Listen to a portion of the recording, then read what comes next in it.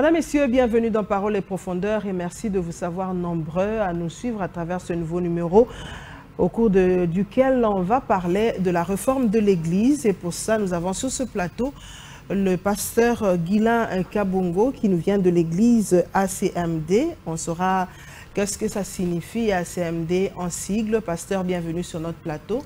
Merci madame, merci à vos téléspectateurs. Sinon, on est là. Merci beaucoup. Nous sommes vraiment dans la joie de vous avoir aujourd'hui sur notre plateau pour parler de la réforme de l'Église. C'est une thématique qui est beaucoup aussi souhaitée de tous pour mieux comprendre le fonctionnement de l'Église. Ouais. D'abord, c'est quoi l'Église? Pourquoi on doit avoir aussi des réformes au sein de l'Église? Ouais. Mais bien avant qu'on aborde le vif de notre sujet, pasteur, vous êtes pasteur Guilain Kabongo de l'Église ACMD. Ouais. C'est quoi d'abord ACMD? ACMD, c'est Assemblée chrétienne, message de Dieu. Donc, ça signifie qu'on a un message. Voilà. C'est pour ça qu'on est là, oui, pour qu'on puisse arriver à démontrer qu'est-ce que Dieu nous a donné comme message. C'est quoi le message que Dieu vous a donné? En fait, le message que Dieu nous a donné, c'est amener des enfants de Dieu à fonctionner comme Christ sur la terre. Amen. Parce que le but de la création, c'est la représentation. Nous avons été créés pour représenter Dieu sur la terre. Et quand vous allez par exemple dans Genèse, après que Dieu ait formé l'homme, il a soufflé dans ses narines le souffle de Dieu, ou le souffle de vie comme les gens disent. Oui. C'était pour que Adam puisse fonctionner comme étant Dieu ou le représentant de Dieu sur la terre. Exactement. Et c'est le message que Dieu m'a donné pour amener le peuple de Dieu à fonctionner. Parce que la plupart sont là. Je donne l'exemple. Vous avez soit un téléphone dans vos mains, mais si ça ne fonctionne pas, ça ne répond pas réellement à ce pourquoi il a été, comment je dirais, fabriqué. Oui. Alors, en fait, Dieu nous a créés pour fonctionner. Et nous ne devons pas être là tout simplement en train de quémander, mais on doit fonctionner. Et reconnaître ce que Dieu nous a déjà donné pour fonctionner avec. Alors tel il est au ciel. Tel nous sommes sur la terre, effectivement, c'est cela. Voilà. Nous devons fonctionner parce que Jésus disait, mon Père agit et moi aussi j'agis. Et Jésus est venu, il a fonctionné. Il n'était pas là tout simplement en train de voir ce que les autres faisaient, mais il a fonctionné comme un fils du Père sur la terre. C'est depuis quand vous avez ce message? Bon, c'est un message que je l'ai il y a, je pourrais dire, 6 ans. Alors, vous devez savoir que, en fait, quand vous convertissez, en tant que pasteur comme je suis, c'est qu'au fur et à mesure que vous êtes en train d'avancer avec Dieu, les choses commencent à devenir de plus en plus claires. Vous voyez ça? C'est comme si vous êtes éloigné de la lumière, au fur et à mesure que vous approchez de la lumière, les choses commencent à devenir claires. Au début, peut-être vous ne comprenez pas à quoi Dieu m'appelle. Au fur et à mesure que vous avancez avec lui dans l'intimité, les choses commencent à devenir claires. C'est depuis 6 ans que les choses commencent à se clarifier maintenant et j'ai un message que j'apporte au peuple de Dieu. La CMD, installée à Kinshasa, dans le pays, ailleurs? Oui, la CMD est installée ici à Kinshasa et aussi ailleurs. Et nous sommes là. J'ai des fils qui sont des responsables des églises ailleurs. Le pasteur Kilangalanga. Oui, par exemple, le pasteur Kilangalanga, c'est mon fils adoptif, mon fils légitime. Oui, ça veut dire que légitime, ça veut dire que j'ai reçu la véritable semence pour l'enfanter dans le Seigneur. Ouais. Ils sont nombreux aussi. Il a aussi des frères. Oui, il a aussi des frères. C'est lui le bon fils aîné, mais il a des frères qui sont éparpillés pratiquement dans le monde. Ouais, ils sont ailleurs, aux États-Unis, partout presque. Quels sont les moments forts de votre ministère?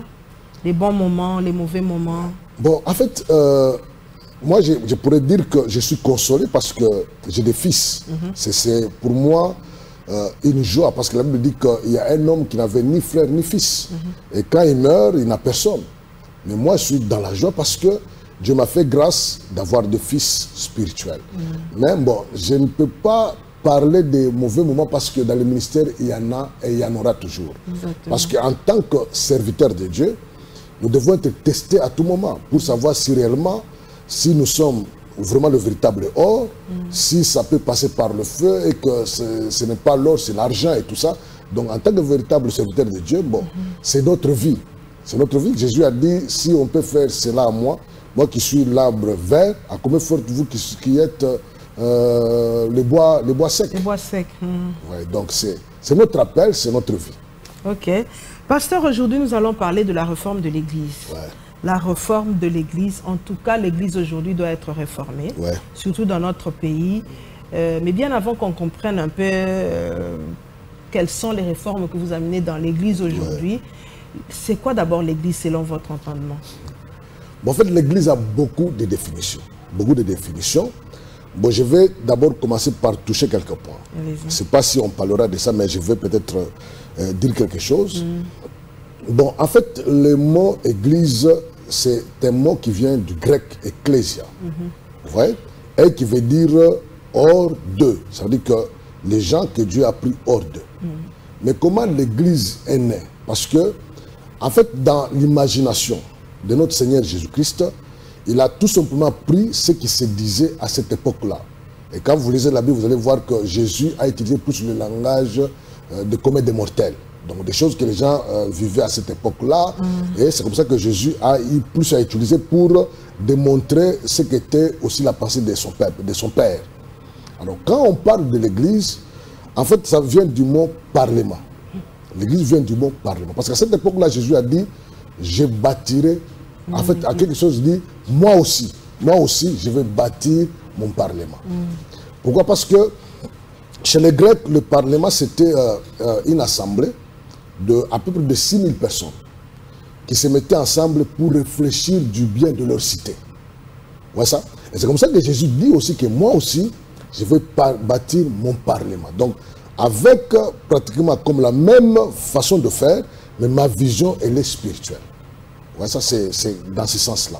Mais on peut aussi parler de l'Église comme étant une assemblée qui est dans le désert. C'est-à-dire que quand vous prenez l'assemblée qui est dans le désert, c'est une assemblée qui vit seulement de pain. Vous voyez ça? Parce que la Bible dit que l'homme, c'est Jésus qui parle. Quand nous prenons par exemple Luc chapitre 4, on prend Luc chapitre 4, on dit qu'après avoir jeûné, l'Esprit l'a amené dans le désert pour être tenté. Alors le désert parle de l'Église. Vous voyez ça? Et quand vous lisez Luc 4, à partir du verset 1, vous descendez, vous allez voir que tout ce qui s'est passé avec le diable, ça parlait de l'Église. Ouais, je vais prendre peut-être un exemple rapidement, parmi les quelques points qu'on a peut-être à parler. Je prends sur le pain. Vous voyez ça? Jésus dit ceci, où le diable lui dit que tu peux prendre cette pierre et la transformer en pain. Mais la Bible dit ceci, l'homme ne vivra pas de pain seulement, mais de toutes paroles qui sont de la bouche de qui? De Dieu. Alors quand il parle de la pierre, il dit que tu peux transformer cette pierre en pain. Mais Jésus a refusé. Vous savez pourquoi Jésus a refusé de transformer la pierre en pain? Pourquoi? Parce que la pierre parle des hommes que nous sommes. La pierre parle des serviteurs de Dieu. Parce que Jésus a dit, Pierre, tu es Pierre. Vous voyez? Mais sur cette pierre, il a dit le rocher. Le rocher, toi tu es une petite masse, mais cette petite masse sera bâtie sur une grosse masse qui est le rocher. Alors pourquoi Jésus refuse de transformer la pierre en pain? C'est aussi ce que nous sommes en train de voir aujourd'hui. Beaucoup d'hommes de Dieu ont transformé leur ministère en pain. Ils ne sont pas appelés à donner le pain. Ils doivent rester la pierre. Ça veut dire qu'ils doivent servir à la construction du temple, à la construction de l'église. Mais ils ne doivent pas se transformer en pain. C'est comme ça que vous voyez qu'il y a des gens qui sont là, chaque jour en train de parler de leur vie, en train de donner certaines choses qui sont différentes de la parole de Dieu. Alors ça, c'est ce que Jésus a refusé. Le diable lui a proposé de le faire, mais lui a refusé. Mais l'église d'aujourd'hui accepte ça. Vous voyez que les gens sont plus en train... Vous voyez que les gens ne lisent plus la parole de Dieu, ils ne savent pas. On leur bombarde des choses, on leur donne des pierres à la place du pain. Et vous devez savoir que... En fait, la pierre doit servir à la construction et ça ne doit pas servir à la nourriture. C'est le pain qui doit servir à la nourriture. Oui, pasteur, quel est le rôle et l'impact de l'Église dans le monde? Vous voyez qu'en fait, l'Église doit jouer un rôle. Mais avant que j'arrive d'abord sur ce point-là, en fait, l'Église est appelée à impacter le monde. C'est pour ça que Jésus a dit, moi aussi, je bâtirai mon parlement. Moi aussi, je bâtirai mon ecclésia. En fait, le but de l'Église, c'est influencer. transformer, changer. Vous voyez? L'Église est appelée à apporter le système, un autre système. En fait, transformer le système que nous avons par exemple dans ce monde ici. L'Église n'est pas appelée à être influencée. C'est comme ça que quand vous prenez par exemple dans Romains chapitre 12, on dit « Soyez transformés par le renouvellement de l'intelligence ». Donc l'Église ne doit pas subir. Ouais? L'Église d'aujourd'hui est en train de subir. Ça veut dire que tout ce qui se fait dans le monde, parce que l'Église est devenue inactive, tout ce qui se fait dans le monde se passe maintenant dans l'Église. Il y a du théâtre. On voit du théâtre au niveau de l'Église. On voit les gens passer devant la chair en train de parler de leur propre vie. Et les gens les acclament. Et on voit les gens en train de faire de n'importe quoi dans l'Église. Les gens les acclament. Ça veut dire que l'Église a perdu ce que son rôle pour lequel il devait jouer sur cette terre. Ouais. L'Église est appelée à influencer. Et malheureusement, l'Église d'aujourd'hui est encore enfant. Et encore. Je vais vous donner l'exemple. Oui. Vous voyez, par exemple, un enfant, quand il veut, par exemple, il a fait pipi dans sa couche, son langage c'est pleurer. Vous voyez ça? Quand un enfant a mangé, son langage c'est pleurer. C'est-à-dire que l'Église n'a pas un langage. On ne sent pas le langage de l'Église. L'Église ne fait que pleurer, l'Église ne fait que quémander. Et c'est comme ça que vous voyez aujourd'hui, on appelle les gens 50 jours pour chasser les démons, 50 jours pour pleurer, 50 jours pour ceci. Mais l'Église ne comprend pas son rôle qu'il doit jouer sur la terre pour influencer, pour changer. Parce que Jésus ne reviendra pas maintenant là, si l'Église n'a pas encore atteint la maturité. Ne viendra pas. Même si les gens disent Jésus revient. Non, non, les gens disent Jésus revient bientôt. C'est depuis quand? C'est depuis que Pierre a dit. Depuis que Pierre a dit que Jésus revient bientôt. Oui. Mais l'Église est encore immature. L'Église n'est pas encore au niveau de la représentation, de représenter Jésus-Christ. Parce que quand il a bâti son Église, c'est pour que l'Église arrive à voir l'image du Christ sur la terre. C'est le but de l'Église. Doit refléter l'image du Christ sur la terre. Mais on est encore loin de ça. On est encore loin de ça. Pourquoi? Parce que vous allez voir que, en fait, toutes les personnes qui viennent dans nos églises, ils viennent pour un but, quoi? Recevoir. Le mariage, la délivrance, la guérison, la bénédiction. Mais, en fait, quand Jésus est venu, comme j'avais dit, Jésus est venu, il a fonctionné comme son Père sur la terre. Il a dit, je m'occupe des affaires de mon Père. Est-ce que l'église d'aujourd'hui, quand nous voyons, par exemple au Congo, ce n'est pas encore cette église. Elle n'est pas encore Pasteur, là. quel est le message aujourd'hui qui doit être prêché dans l'église? Oui. Pour qu'on amène cette église-là à fonctionner comme il se doit. Écoutez, le véritable message, c'est le message de Christ. Je vais donner un exemple. Allez-y. En fait, il ne faut pas seulement avoir de ce qu'il a, mais avoir aussi ce qu'il est. Ça veut dire que son identité, son ADN, l'Église n'a pas encore son ADN. Alors quand on regarde la vie de l'Église, on sait que l'Église est loin d'avoir l'ADN du Seigneur.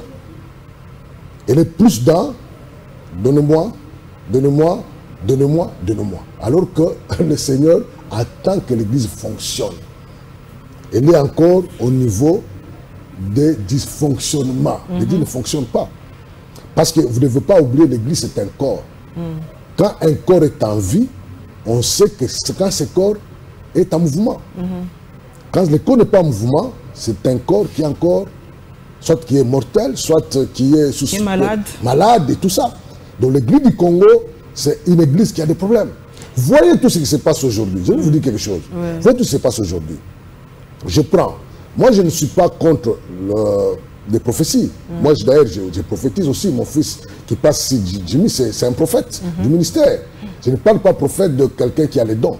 Les prophètes du ministère. Parce qu'un prophète peut avoir les dons, le don du Saint-Esprit, il ne peut pas aussi avoir les dons. Le don du ministère. Oui, ça je vous dirai peut-être prochainement. Mais écoutez, exemple aujourd'hui, les enfants de Dieu viennent à l'église, c'est plus qu'on prophétise sur eux. Mais alors qu'un véritable prophète doit amener l'église à comprendre la fréquence pour écouter la voix de Dieu. Pas seulement que je prophétise pour vous, mais vous devez avoir la maturité. Vous devez aussi écouter. Parce que si c'est moi seul qui écoute la voix de Dieu, à combien de fois de raison vous êtes là? Pourquoi vous êtes là? Vous êtes là pourquoi? Pour que moi je continue à écouter la voix de Dieu pour vous? Jean Moïse, c'est lui qui... Mais c'est ça, le vrai problème. Jésus n'a pas, pour bâtir son église, Jésus n'a pas dit ça. Quand il a donné le ministère, il a dit le ministère c'est pour bâtir, c'est pour édifier. C'est pour amener la personne à devenir comme Christ. Vous voyez ça? À écouter la voix de son Père, il doit écouter. Alors si l'église est encore là, prophétise pour moi, on est encore où? C'est qu'on est encore au niveau de l'échec. Et si un pasteur c'est lui seul qui guérit le malade, c'est encore un problème. Alors que ce que tu as, Dieu te l'a donné pour que tu puisses le donner à d'autres personnes. C'est ça le rôle de l'église. Donc le pasteur ne doit pas rester seul pasteur qui a un ministère, mais il doit faire en sorte que les autres puissent avoir des petits ministères. Comme par exemple un docteur, dans son ministère, chaque enfant de Dieu. Mais le pasteur a peur des rebelles. Non, c'est ça le enfant aujourd'hui, non, c'est ça le mal. Non, nous sommes appelés à ça. Comment tu vas refuser? Parce que tu n'as pas, c'est pas ton ministère. Vous voyez ça? Jésus a dit ceci. D'ailleurs, quand il dit il a pris les captifs, les ministres sont des captifs, ce sont des dons. Des dons qu'il a fait à son église, des dons. Oui. Est-ce que toi, tu as déjà vu un don refusé? De dire que moi, je ne peux pas entrer dans ta maison? Mais ce cœur-là de père, aujourd'hui, beaucoup de pères n'en ont pas, pasteur. Écoutez, ce n'est pas le problème d'être père ou pas. C'est un problème de la parole de Dieu, de connaître pourquoi vous êtes appelé. Ou soit vous êtes un charlatan, ou soit vous faites autre chose. Voilà ça? Écoutez, maman, l'Église doit reprendre et reconnaître sa véritable mission. C'est comme ça que je vous dis, par exemple, quand vous voyez, quand Dieu... Pourquoi Dieu n'a pas eu peur de souffler ou de prendre sa vie et de la déposer dans la vie d'Adam? Pourquoi il n'a pas eu peur? Parce que Dieu cherche des représentants. Alors quand vous ne voulez pas que les gens arrivent à ce niveau-là, de fonctionner comme une église véritable qui vit, qui est en mouvement, c'est pour que le Seigneur soit où? La tête est là, la tête réfléchit, la tête donne des idées, mais c'est le corps qui fonctionne. Pasteur, au regard de tout ce que vous dites maintenant, là, dites-nous un peu par rapport à l'église de la République démocratique du Congo. Le problème a commencé à quel niveau? C'est l'évolution de l'église. Le problème, apparemment, l'église de l'ancien temps, ce n'est pas ce qu'on vivait aujourd'hui. Non, en fait, aujourd'hui, c'est quoi? Ce que je vais vous dire, c'est qu'en fait, nous devons d'abord connaître notre histoire du Congo. Bon, la plupart des gens viennent de l'église, parce que catholique a commencé il y a longtemps. Vous voyez ça? Bon, Dieu, c'est un Dieu qui marche, qui est en mouvement, qui marche avec certaines révélations. Parce que Dieu voyage. L'Église doit aussi voyager. L'Église, la première Église a été persécutée. Vous voyez ça? Alors, elle a commencé comment je dis là, à être déformée par rapport à la persécution. À déformer certaines choses. Mais Dieu est en train maintenant de restaurer son Église en restaurant le ministère. Il restaure l'Église en restaurant maintenant le ministère. Vous voyez par exemple avec le Martin Luther, avec le Calvin et tout ça, Dieu était en train maintenant de restaurer petit à petit son Église. Mais aujourd'hui, les 5 ministères sont reconnus. Et si les 5 ministères sont reconnus, maintenant l'Église doit avoir son habit qu'il faut. Et chaque homme de Dieu doit connaître maintenant comment il a reçu ce ministère. Comment tu as reçu ce ministère-là? Qui te l'a donné? Et tu as quel message? Et pourquoi avoir un ministère? Parce qu'il ne faudrait pas dire, parce que je prophétise, je suis prophète. Non. Avoir un ministère, c'est autre chose. Il faut avoir une portion de la part de l'Éternel. Ça veut dire c'est ça, c'est que Jésus a pris. Vous voyez que Jésus lui-même, il est composé de 5 ministères. Il a pris une partie de lui, il a fait apôtre. Il a pris une partie de lui, il a fait prophète. Il a pris une partie de lui, il a fait évangéliste, pasteur et docteur. Donc les 5 ministères composent réellement le Christ. Vous voyez? Et c'est le but pour lequel l'Église doit amener les chrétiens à devenir comme le Christ sur la terre. Mais pour arriver à ça, c'est l'enseignement. C'est l'enseignement. Ce n'est pas du théâtre qu'on voit. Ce n'est pas du théâtre. C'est l'enseignement. Vous voyez par exemple quand on dit que les mots chrétiens, ce sont des disciples qu'on avait trouvé, qui étaient enseignés pendant au moins une année. Quel enseignement qu'on leur donné, c'est l'enseignement du Christ. Pas seulement de ce que Christ a comme don, mais de ce qu'il est comme personne. Et celui que nous recevons, nous ne recevons pas les dons, nous recevons la personne. Et si on reçoit la personne, on doit fonctionner comme la personne. Et c'est le travail de l'Église. Mais on doit commencer quelque part. L'Église doit commencer quelque part. C'est pourquoi, vous allez voir par exemple, quand moi je passe aujourd'hui, mon fils parfois passe aussi, c'est le fardeau que Dieu nous a donné. C'est la réforme. La réforme, je dirais, c'est le travail. Parce que quand on parle de la réforme, ça veut dire que c'est la chose qui a été déformée. Alors, j'aimerais dire quelque chose rapidement. La forme précède la fonction. Il faut d'abord donner la forme avant qu'on puisse fonctionner. C'est comme ça que la forme est donnée par les enseignements. On doit donner la forme de l'Église du Seigneur. La forme, les chrétiens, quelle est la forme du véritable chrétien? Quelle est la forme du véritable Christ? L'Église doit avoir. C'est comme un architecte. Vous voyez ça? Il doit avoir les modèles.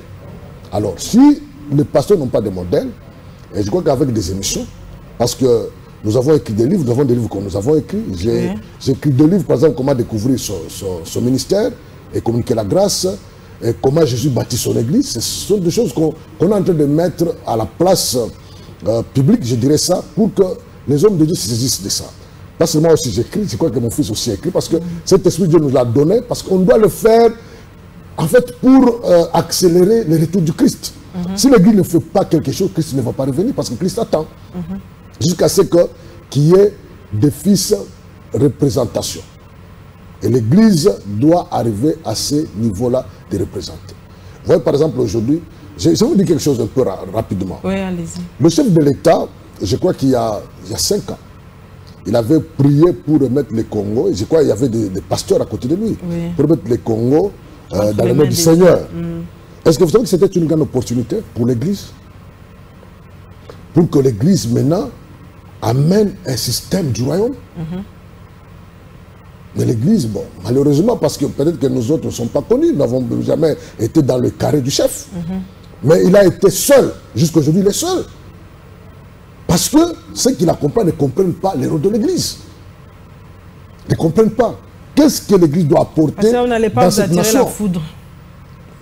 Quelle foudre, maman? Quelle foudre? Parce que vous semblez dire qu'ils ne comprennent pas le Non, ils ne comprennent pas, maman. Écoutez, être à côté du chef et que nous voyons ce qui se passe au Congo. Et je vais vous dire que beaucoup, par exemple, parce que vous savez que les États-Unis ont été construits sur des hommes de Dieu. Vous savez ça? D'ailleurs, ils prêtent serment sur la nation. Oui, parce que le Père des Nations, ce sont des gens qui ont été accompagnés par des hommes de Dieu. Et c'est comme ça que vous allez voir que les États-Unis ont une grande vision au-delà. Par exemple, aujourd'hui, il y a des routes qu'ils ont construites, il y a des centaines de milliers, mais ça continue à exister aujourd'hui. Pourquoi? Parce que ceux qui étaient à côté ont quand même apporté certaines visions. Même si aujourd'hui, l'Église ne joue plus son rôle qu'il jouait à ce temps-là. Par exemple, en Europe, même aux États-Unis. Mais cette opportunité, on a donné à l'Église aujourd'hui. On a donné cette opportunité à l'Église.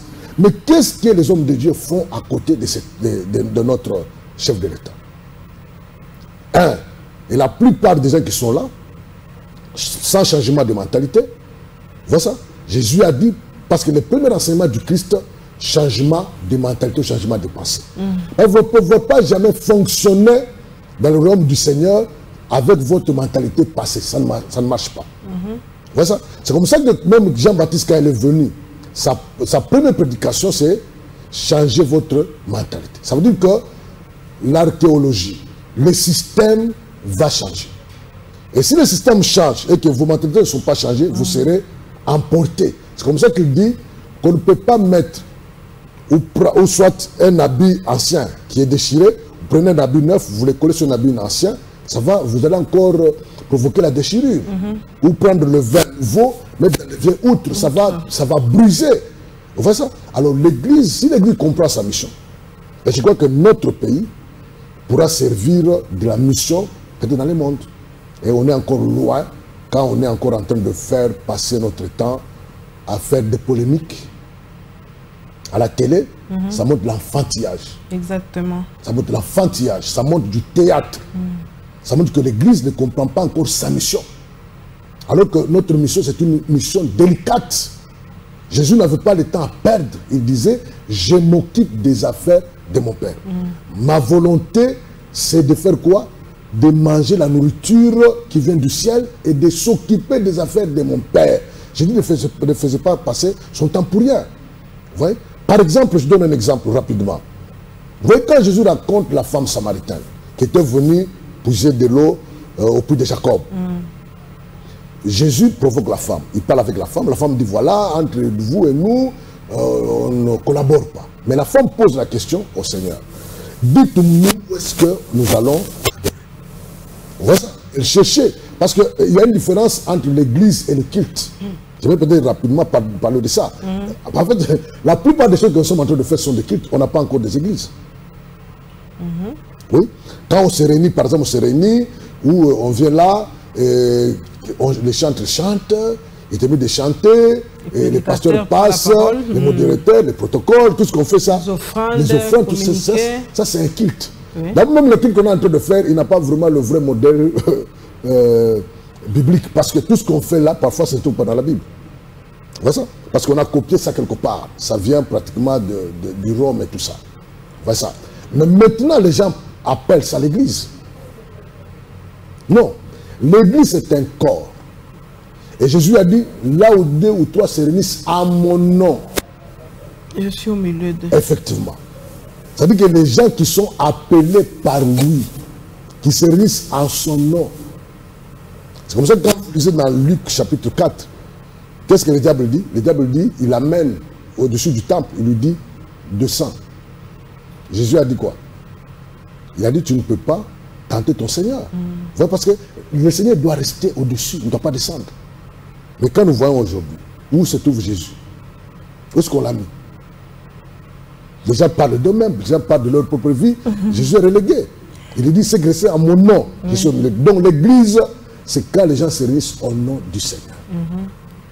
Ouais, ils fonctionnent en son nom. Ils ont le mandat. Parce qu'on parle de se réunir en son nom, ce sont des gens qui ont reçu le mandat d'agir en son nom. Exactement.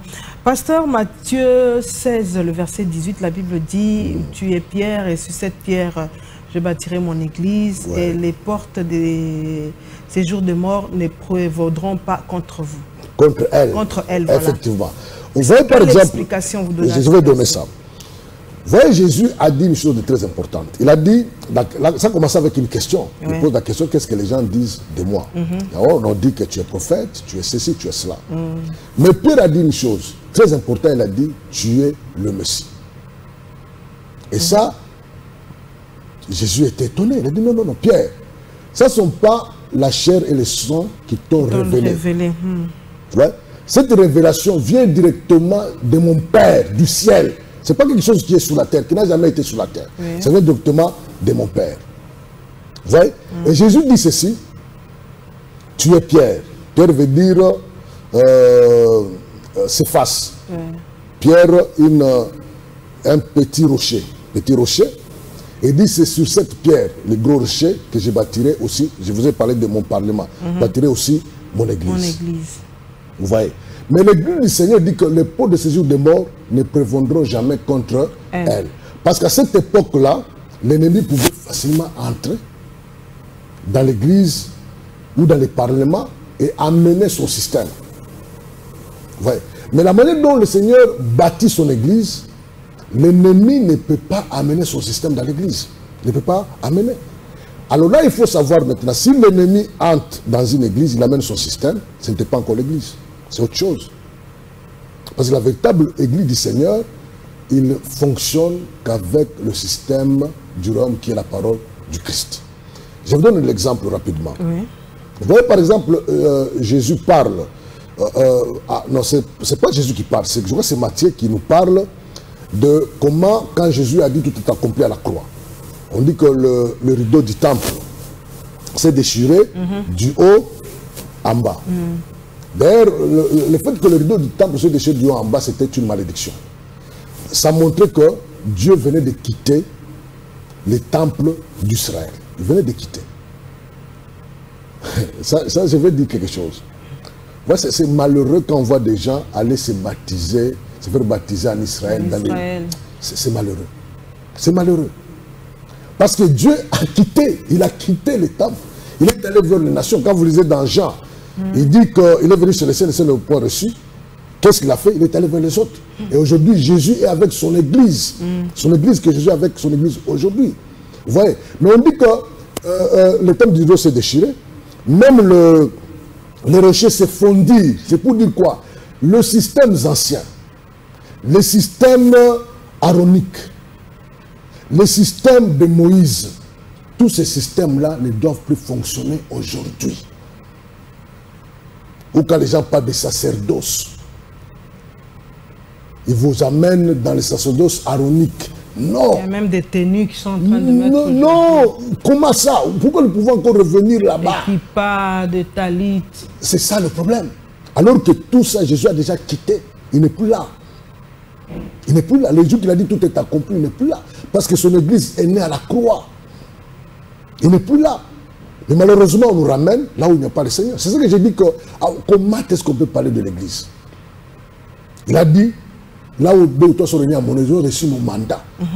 Mais malheureusement, aujourd'hui, ce qui se passe, c'est que les gens nous retournent à Moïse.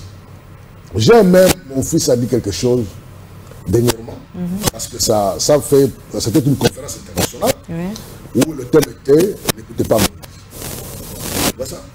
Parce que Moïse ne voyait pas le sacerdoce de Jésus. Parce que ça. Vous voyez même quand Jésus a dit, dans Jean 3,16, je crois quand vous descendez, il parle de comment, je crois 15 ou quelque chose comme ça, il sera élevé comme le serpent que Moïse avait élevé dans le désert. Vous voyez ça? Il s'identifie au serpent. Parce que quand les gens regardaient au serpent, ils étaient guéris. Mais quand ils regardaient Moïse, ils mouraient. Vous voyez ça? Quand ils regardaient Moïse, ils mouraient. Et Jésus a dit, ils vont regarder à moi, pas Moïse. Parce que là, il y a la mort. Aujourd'hui, apparemment, on regarde à Moïse. Mais il y a la mort. Il y a la mort. Moïse n'a pas amené Israël dans la terre promise. Mais Jésus nous amène au ciel. Donc, en fait, les gens doivent arrêter avec ça, si nous voulons réellement, si nous sommes appelés. Ça, c'est d'abord un problème, si on est d'abord appelé. On doit d'abord commencer par. Peut-être prochainement, on en parlera de ça. Parce qu'il y a des gens qui n'ont jamais été appelés et qui n'ont jamais reçu le ministère. Mais parce qu'il a un don, il conduit les gens. Et les gens sont là pour les dons et non pour le ministère. Voilà. Nous sommes en train d'aller à la fin de notre émission. Parlez-nous un peu de l'Église et l'éthique, rapidement, avant que vous ne parliez des réformes que vous avez amenées à l'Église aujourd'hui. Oui. Vous voyez, par exemple, l'Église, c'est... comment je vais dire là? L'Église, je dirais, c'est quelque chose qui a de la pudeur. Oui, c'est de la pudeur. Et c'est, comme je pourrais dire, vous voyez, il y a une rivière en Israël. Quand vous jetez, par exemple, quelque chose de saleté, ça n'amène pas, ça jette ça. Il y a aussi au Kassai aussi. Au Kassai, quelque chose comme ça. Vous voyez ça? En fait, il y a quelque chose d'impropre. Ça se nettoie de soi. Oui, ça nettoie. Il y a quelque chose d'impropre qui n'entre pas. Parce que Jésus a dit, j'ai bâti, c'est lui qui bâtit son église. Ça ne vient pas avec l'homme et tout ça. Alors, en fait, la mentalité avec laquelle un homme de Dieu doit fonctionner, il doit fonctionner avec la mentalité du Christ. Ouais, avec la mentalité du Christ. Parce que dans la mentalité du Christ, vous voyez, quand Jésus était sur la terre, c'est vrai, il a mangé avec le pauvre, il a mangé avec les sans-abri, il a été, mais le plus important, il dégageait la vie de son Père. Quand la personne le rencontre, comme ça, il sent la vie. C'est comme ça que Paul dit que nous sommes en train de dégager l'odeur du Christ. Donc partout où nous sommes, dans notre manière même de nous comporter, il faut que nous puissions dégager l'odeur du Christ. Ouais? On ne doit pas nous confondre. Nous ne sommes pas des mécaniciens. Nous sommes des hommes de Dieu appelés par le Seigneur. Et nous devons le représenter valablement sur la terre. C'est comme des ambassadeurs, nous sommes des ambassadeurs du Christ. Et dans notre manière de faire des choses, on ne doit pas faire comme tout le monde. Parce que chaque ambassadeur représente sa nation. Il ne peut pas vivre comme la nation dans laquelle il a été appelé à représenter. Il doit vivre selon le royaume. Et le royaume nous demande d'avoir un certain comportement, une manière de faire. Pasteur, aujourd'hui, vous nous avez parlé de tant des choses. Apparemment, Si je vous comprends bien, jusque-là, on peut dire qu'ici au Congo, on n'a pas d'église. Bon, ça c'est... En tout cas, à vous entendre parler, pour arriver à cette conclusion-là. Ouais. Mais quelles sont les réformes que vous pouvez proposer à l'église du Congo, si pas l'église du monde entier aujourd'hui? Ouais. La réforme, c'est que c'est l'enseignement. Et c'est comme ça que, peut-être on vous dira prochainement, nous sommes en train de bâtir avec la grâce du Seigneur une école de la réforme. Et cette école, ce ne sera pas seulement à Kinshasa, mais on va la mettre presque dans notre nation pour aider les hommes de Dieu, même ceux-là qui sont appelés, peut-être qu'ils n'ont pas compris ce qu'ils doivent jouer comme fonction ou travailler comme rôle. À notre école, ils vont découvrir les rappels, leur ministère et le message qu'ils doivent avoir. Parce que dans chaque conversion, c'est là où il y a votre ministère. Comment vous êtes converti, c'est ce qui va vous montrer que vous êtes appelé à quoi. Ouais. Parce que peut-être vous n'êtes pas à la place qu'il faut. Vous êtes en train de donner quelque chose que vous n'êtes pas appelé à donner. Et quand il y a une confusion, il n'y aura pas un son pour lequel le peuple de Dieu doit se mettre en alerte. Et tout ça, c'est le problème. Donc la réforme, c'est seulement au niveau de l'enseignement. Oui. Les gens doivent d'abord être enseignés. Il n'y a même pas... parce qu'il y a des gens même qui vous... Non, il faut être impacté par l'onction. Comment vous comptez vous y prendre? Parce que déjà, attendez, oui, si ça va les aider, on a eu déjà le retour à la parole ici dans notre pays. Ouais. Non, en fait, moi, je ne suis pas dans le retour à la parole. Je ne sais pas ce qu'on disait là-bas, c'est pas ce qu'on disait. J'aimerais même dire, par exemple, sur l'onction aujourd'hui. Les gens parlent de l'onction, onction. Ouais. Mais écoutez, est-ce que vous savez que quand vous lisez la Bible, vous lisez bien la Bible, dans l'ancienne alliance, c'est Aaron seul qui a été oint. Mais quand Moïse dit je vais oindre, vous pouvez prendre Exode 27 et 29, par exemple 7, vous allez lire ça. Que je vais oindre Aaron et ses fils. L'onction a été déposée sur Aaron. Et les fils ont bénéficié de l'onction d'Aaron. Mais aujourd'hui, l'onction est sur Christ. Et comme nous sommes son corps, quand on vous met maman l'huile sous la tête, ça va faire comment? Ça va couler, ça va toucher toutes les parties. Mais alors, voilà, aujourd'hui, moi j'ai l'onction, venez, je vous impacter l'onction, ça devient un problème. Alors que l'Église a l'onction du Christ. Ah, c'est compliqué. Très compliqué, maman, c'est pourquoi nous sommes là. En tout cas, nous devons marteler, nous devons vraiment en parler, mais le temps nous est imparti. Je crois que prochainement, on doit y revenir encore pour comprendre la réforme. Oui, on va y aller. L'école de la réforme, de quoi ça sera composé, qu'est-ce qu'on va venir encore écouter que jusque-là, on n'a pas écouté.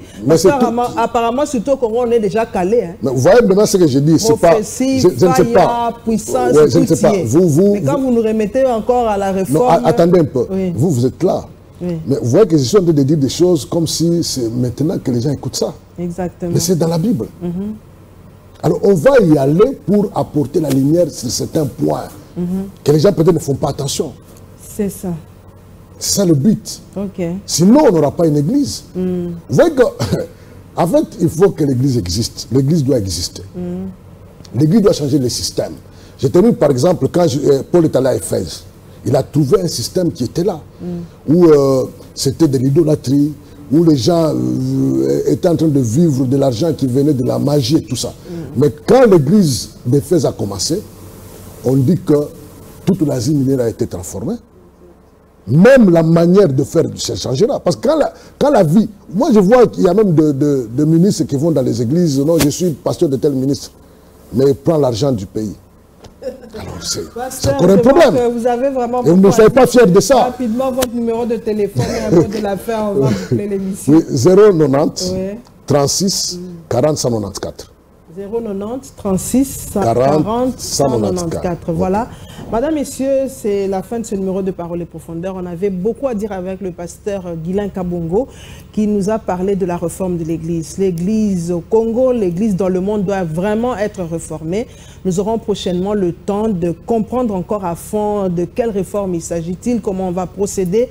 Du moment où l'Église a déjà atteint un certain niveau, on doit encore rentrer encore dans les réformes. On va apprendre une fois de plus avec le pasteur Guilain Kabongo comment expérimenter la vraie réforme de l'Église. En tout cas, c'est la fin de ce numéro de Paroles et Profondeurs. Grand merci, pasteur, de nous avoir... Allez-y, allez-y. Jésus a dit ceci, détruisez ces temples, je vais les rebâtir. Que les gens acceptent que leur temple soit détruit pour être rebâti. Amen. Je termine par ça. Merci beaucoup. C'est la fin de cette émission, mesdames, messieurs. N'hésitez pas de nous faire parvenir vos suggestions et remarques au numéro habituel qui est juste au bas de vos petits écrans. Merci de nous avoir suivis. À la prochaine et soyez bénis. Vivez la grâce.